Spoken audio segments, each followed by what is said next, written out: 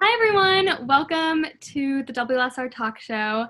I'm Anjali, and today I'm joined by Ari, Jaelyn, and Zoha. Hi, I'm Ari. Hi, I'm Jaelyn. Hi, I'm Zoha. And on today's episode, we are going to be talking about how we can support the Black Lives Matter movement and how we can fight against racial injustice in our lives.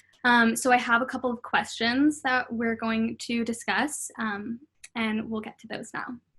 For the first question, we have, how can we make the fight against racial injustice a part of our daily lives? I think people either think that they need to be doing 100% of the work, always going out to protest every day and like doing everything, or doing like nothing, which I feel like is not at all a productive way to do it. Like if you are doing a lot, I'm not saying that that's a bad thing. Like obviously I think if that is something that you have definitely the time to do and it's safe to do, then I think that you should 100% go out and do the protest. But as for like, I don't know, the everyday citizen, I think that it's important that you keep on, like, these aren't old issues, this isn't new, and that you keep on keeping that in your life. So if like you see an Instagram post, like those take like 3 minutes top to read, like maybe read the caption and it's like telling you current events, just like stay informed, but also like call out the things that you see in your life that are either downright racist or are very racially motivated. Because I know that I feel like from person to person, we naturally all have seen something that might be a little bit like questionable from a racial tone. And I think that it's important to just like say it, like don't just sit there silently. You don't have to start a whole argument and have a whole like debate after it, but you can just like inform the person. Yeah, going off of Ari's point, I think it's really important to just keep yourself educated. And especially now in this day and age when we have technology at our fingertips, and not only all of those resources online, but so many people in our Lawrenceville community who are willing to have those conversations. So you really have no excuses to be uneducated about the topics and be ignorant. So it's important to keep that in the back of your mind and keep on trying to learn as much as you can. I think that one of the easiest things to do for somebody who isn't directly impacted by a movement like this is to kind of care about it in the moment where everybody does. So for example, on Blackout Tuesday, I see people who were previously silent posting things, for the sake of it being a trend and kind of going along with what everyone else is doing. But I think that one of the most crucial and helpful things that you can do as an ally specifically is to stay conscious and stay aware and continue educating yourself, because allyship is not just, you don't just arrive at allyship. It's a constant and continuous thing that you work towards, and you need to stay informed, stay updated, and be willing to hear different viewpoints, be willing to learn more. And I think that as a community, if we can establish that kind of mentality of we're all here to learn and help each other, that's the way that we can really step up and do our part in the movement. Yeah, I agree with that statement. I feel like there's a lot to being an ally. And I think an important thing to note is that you don't necessarily have to relate to be an ally. So you don't have to be a person of color who isn't Black to like support the movement just because you might understand what it's like for your own versions of injustices. I think that you should, you're supporting because it's morally wrong, and, you're listening because I think that unless you are directly affected, you're probably not going to understand it to the fullest degree. And that goes for any movement, but especially this one. And so I think that a big part of being an ally is just like the constant listening, like whether it's in social media or in conversations, just like making sure that you're open to doing so. Yeah, listening, and as well as asking a lot of questions. I know everyone who is fighting for injustice right now is so willing to educate the people around them who might not have the correct mindset. And it's not only that, but as an ally, it's important to call out, like Ari said before, call out and educate the people who you love as well, even though you might not want to hurt those relationships or friendships. From my experience, people who I'm close with, I respect more, and I'm way more willing to listen to what they have to say. So So yes, just plant that seed of empathy in their mind and ask questions as to why they feel that way, and then you can tell them why you have the opinion that you have, and hopefully you can take that step in trying to change their mindset and trying to fight that those microaggressions and racism that we see in our daily lives. In addition to that, I think it's really important to check your own biases, because one of the most important things is to make sure that you're still aware and that you are open to learning. And I think that that doesn't just go for allies, it also goes for members of the Black community, because, I mean, from a young age, we're taught that, you know, Eurocentric beauty standards are the beauty standards, and that European history is the world's history, and we don't even learn about ourselves. So it's really difficult to have a sense of self-esteem and to have the confidence to carry yourself as a Black person in this country and in this community. So I think really for everyone, regardless of race or any other identifiers, learning how to check your own biases and kind of looking at what we've been educated and what we've been taught with a jaundiced eye, and understanding that it's not all, you know, taught from a correct perspective or from a just perspective, is really eye-opening. And it's definitely been something that I've been working on, because, you know, kind of looking in the mirror and not being satisfied with my hair and wishing that it was, you know, straight and whatever, or looking at my history and thinking, you know, my people, and not understanding that, you know, before slavery and before we came to this country, that we were, you know, kings and queens. And just being willing to learn and to kind of take a step back and realize that there's still a lot of education that all of us need, and there's a lot of growing that we can all do. No, yeah, like I feel like I relate so much to that point. I feel like this movement has taught me that there's a lot that I'm ignorant to, and I'm not talking about the police brutality side of it, but I genuinely thought that growing up in the education systems, like multiple that I went through, that I had a pretty decent understanding of like Black, African American in particular history. You know, like I knew I didn't have a really great understanding of African history, like West African, North, like the entirety of it. But I didn't realize how ignorant I was to all of the African American events that have happened, like in our own U.S. history. And I feel like that's like something that this summer I want to like look more into, because like I'll hear about something like a massacre that happened and I'm like, whoa, what's that? You know, like I think that, and that goes to show, because I went to public school, I went to a pretty standard like American schooling system. It's not something that any institution has done wrong per se. It's more of like a societal thing that we don't teach those sections of history that I think that we should be. And if we're not teaching it, then I think it's important that we as humans who want to say that we're educated, to take it upon ourselves to learn the things that maybe we're not taught. Yeah, I think it's definitely just what both Jay and Ari said, that when you're looking at the media or learning anything in school or reading an article about Black Lives Matter, anything going on right now, or even the history of America, it's really important to just have a little bit of doubt in your mind about who might be writing this and what kind of society we live in. Yeah. I think one of the easiest ways to kind of combat that, and the way that we've all grown up, is to read. And I think there are so many good book lists, especially on Instagram. I found a lot that really touch on the African American experience at large, not really just the struggles that we face, but also the ways in which our culture is rich and beautiful.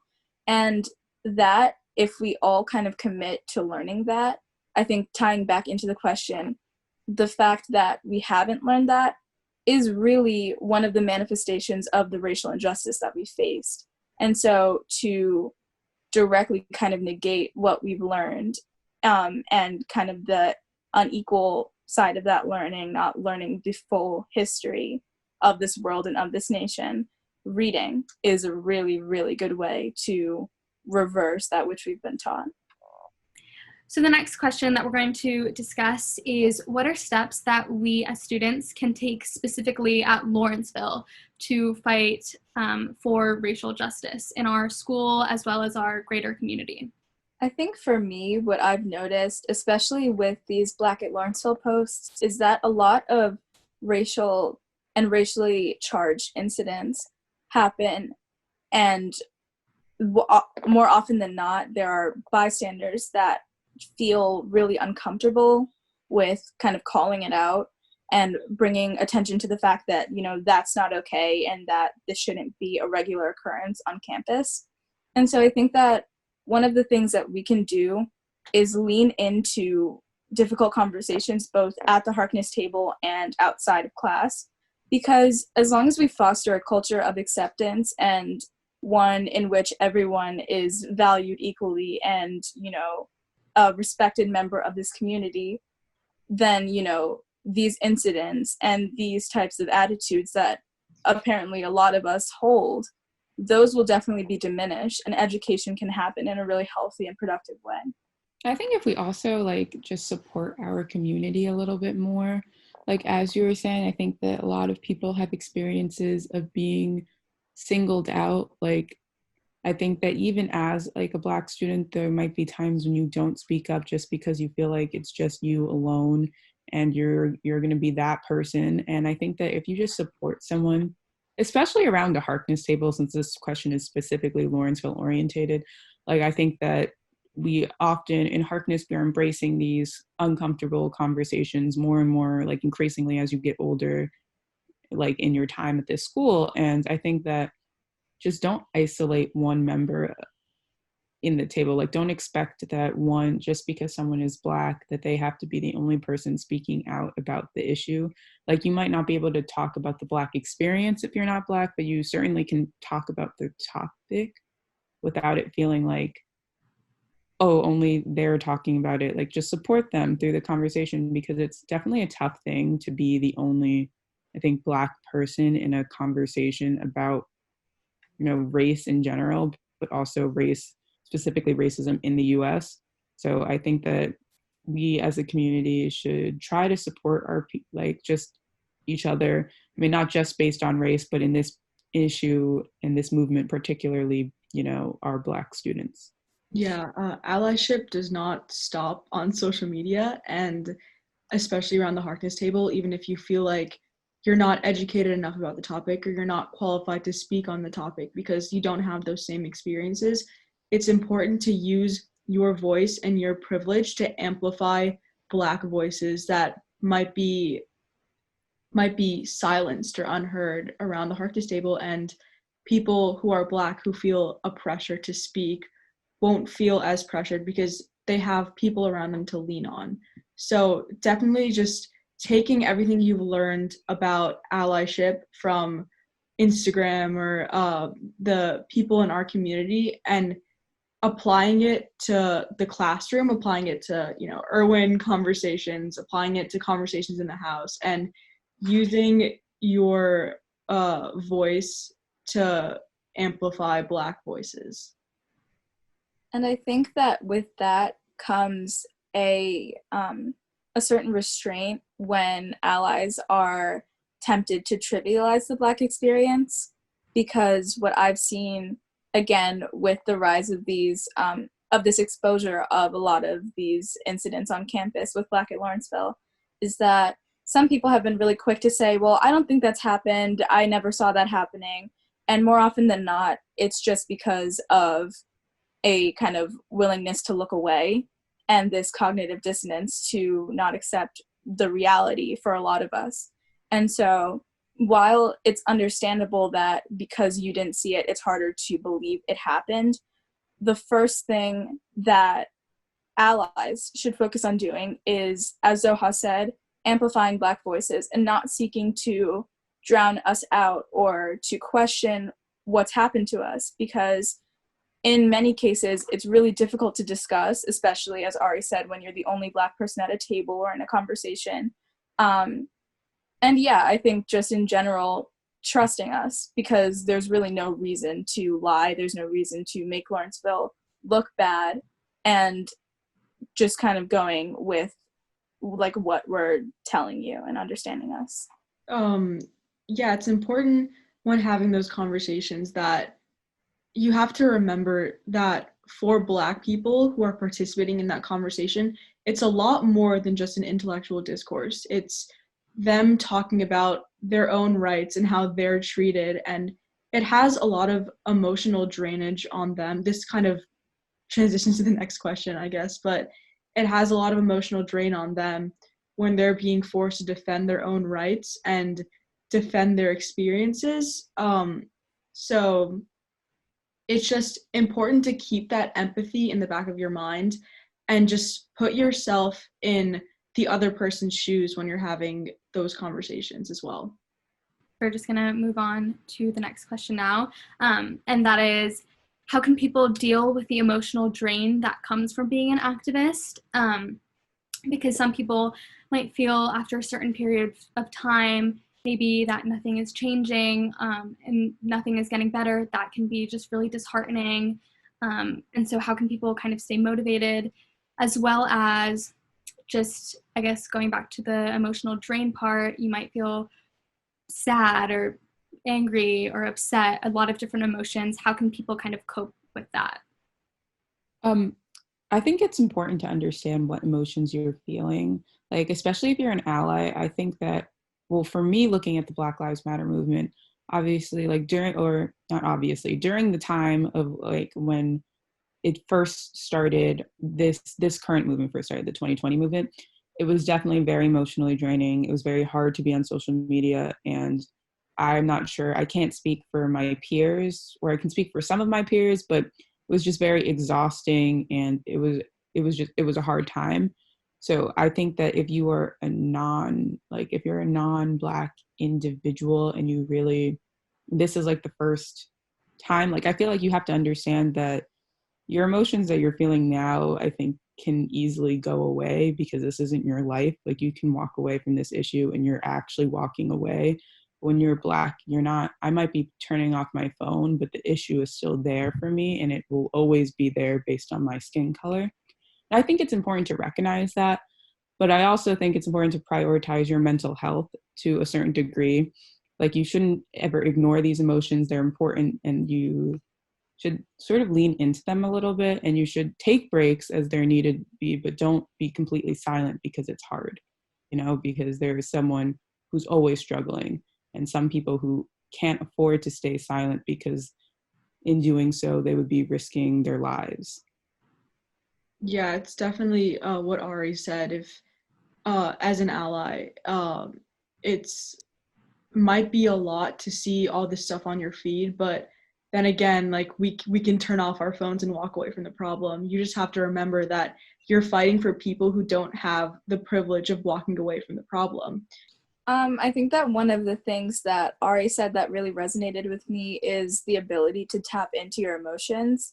And so as an ally, feeling just a microcosm of the sadness and the stress and the exhaustion that we feel as Black Americans, I think the ability to use that as fuel to seek justice, to demand it from those who are listening, from those in power, sending emails, making calls, and doing it at your own speed is really important. And, there are some nights where I personally have sent 50 emails, just going on an email template and literally just send. And then there are some nights where I completely turn off my phone because I can't handle it. So being able to kind of ride the waves of your emotions and to allow yourself time to feel what you feel is really important. And with that goes the ability to step away from unproductive conversations, because I know, it's like sometimes you can just sense when a conversation isn't getting anywhere and when it's just kind of circling the drain. And in those instances, for me, it's been really helpful to just say, you know what, like, this is not healthy. And I've had conversations with people who try and deny white privilege as an existence or deny police brutality, justify it with Black on Black crime. And that's a whole different conversation.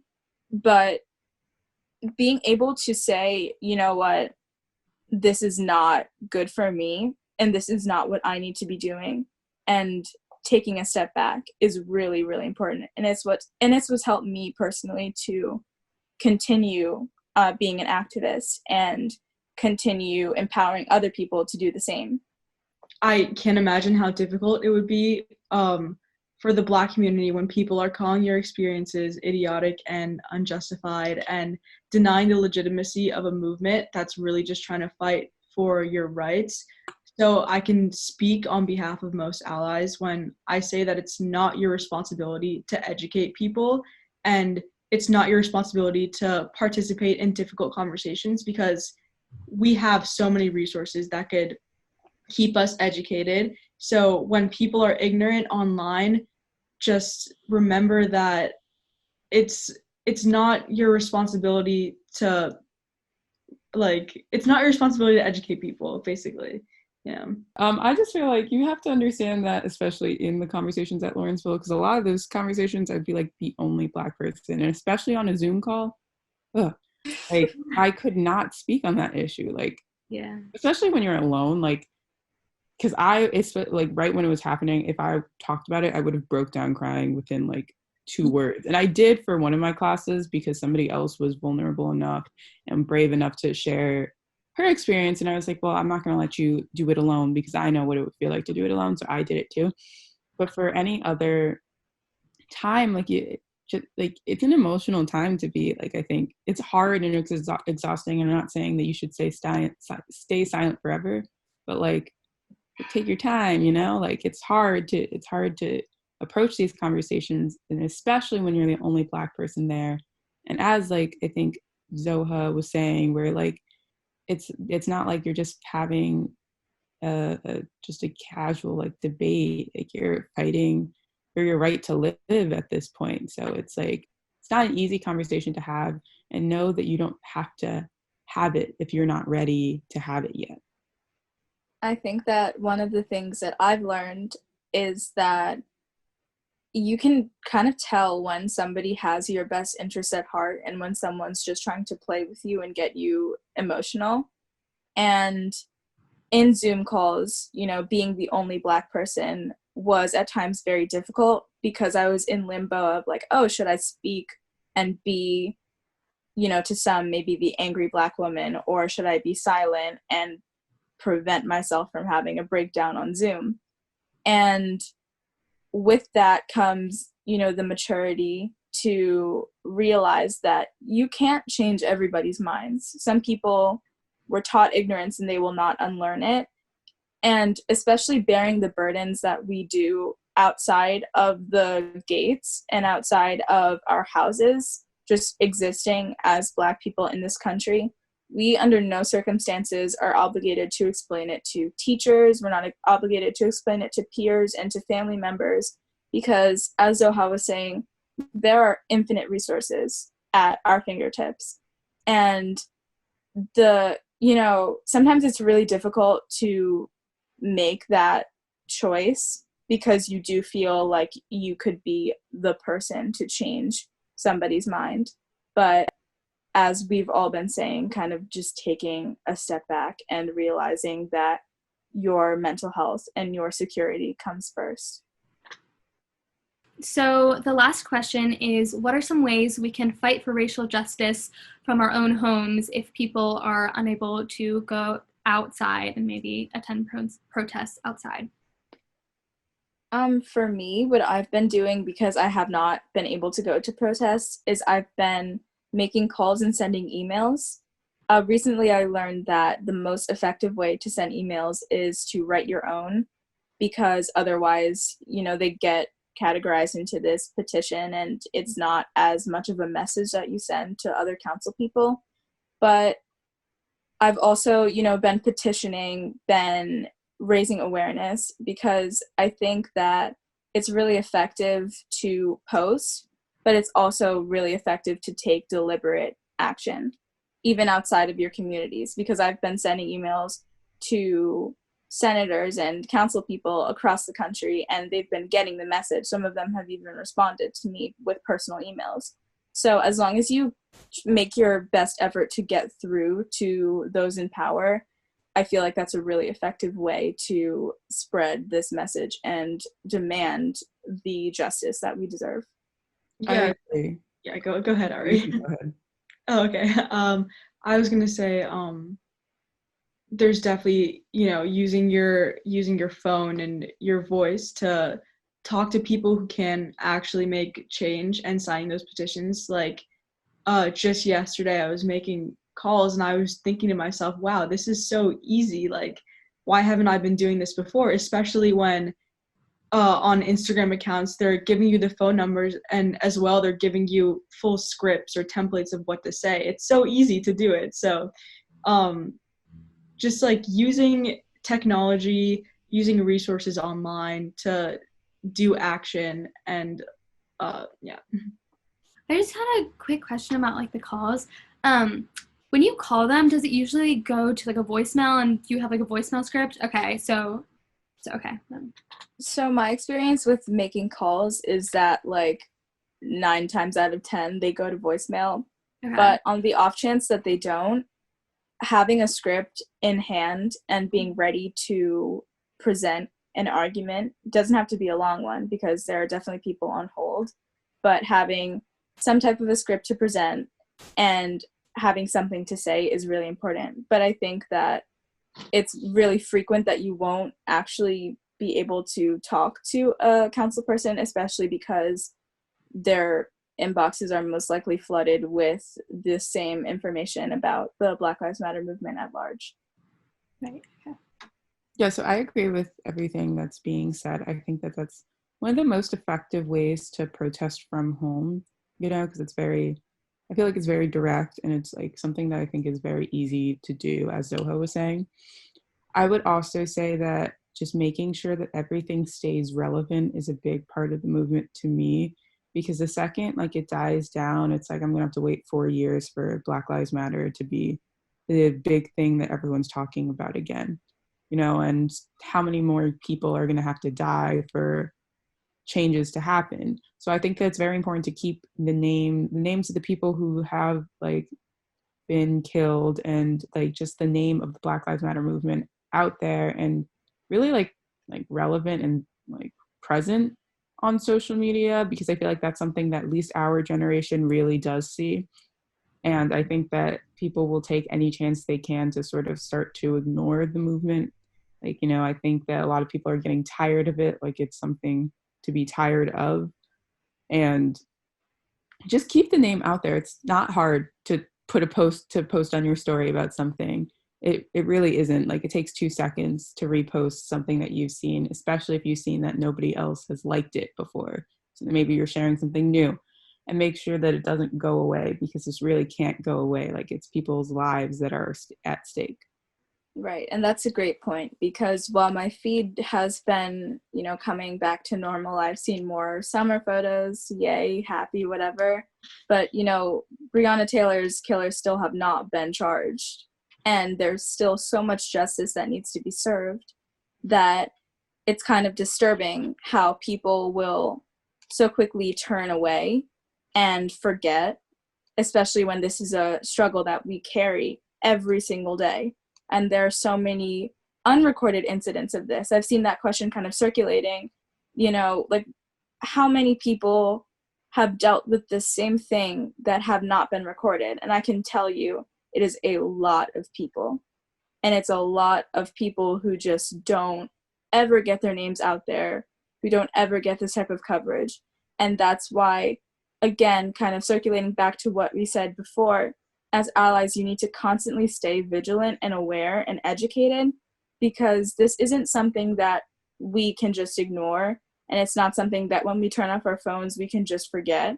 So while like the photos on Instagram and the everything else is really fun and cute, this is a really serious and pivotal moment in our history, and keeping that awareness and kind of reading the room is important. And it's something that we can all do, because it's not that difficult at all.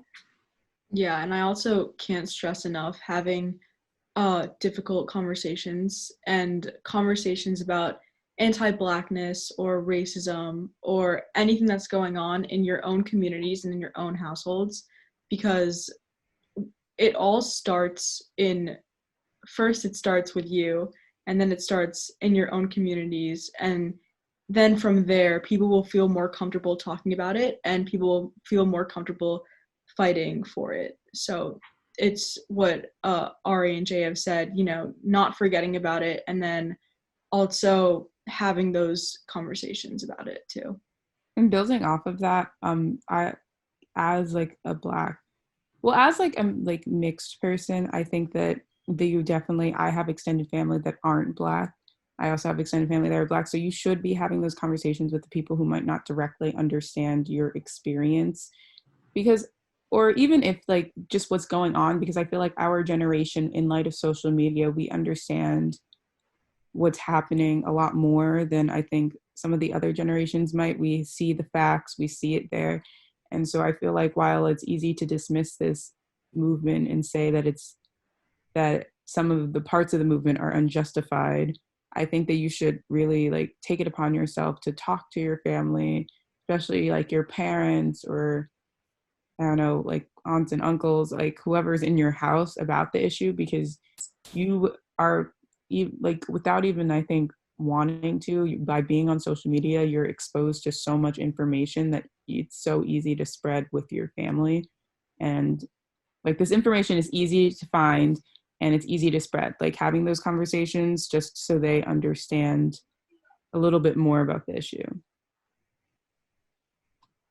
I mean, I also think that, like, just like adding on to it, I mean, I'm not sure like how this directly relates, but I feel like it's also important to understand that this issue is, I mean, right now, I think it's most important that we deal with the police brutality aspect of this issue, because that is what's very directly like killing Black lives.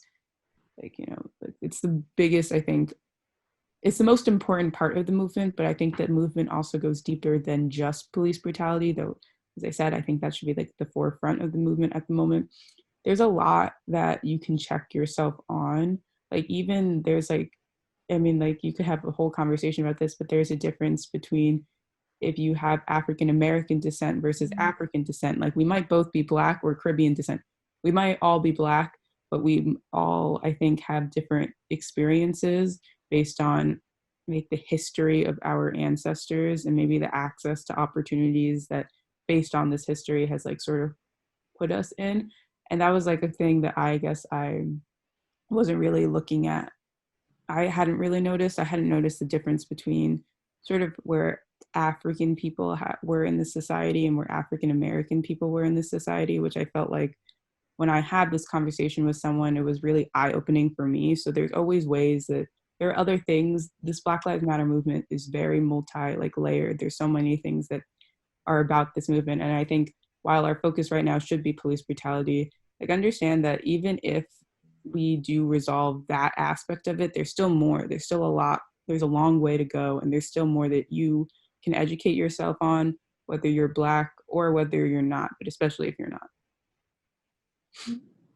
I think that because this movement is so multifaceted, that's really a key reason as to why we should all be willing to take a step back at times and take care of ourselves first. Because when you have this education overload, especially as someone who prior to this time period knew nothing about a lot of the struggles that we face, it can be a lot, and no one should undermine that experience and the sudden awakening that you may have as all of this information is suddenly piled on. And so fighting for racial justice is also, in part, it's fueled by people who are energized. So if you come to a protest tired, and if you try and show up but you're tired, the productivity levels will not be anywhere near where they could be if you were to take a step compared to if you were to take a step back and allow for others to pull your weight while you recuperate and get back to a place where you can successfully advocate for us. Thank you all so much for watching this episode. Make sure to check the description of this video for resources, and we will see you next time.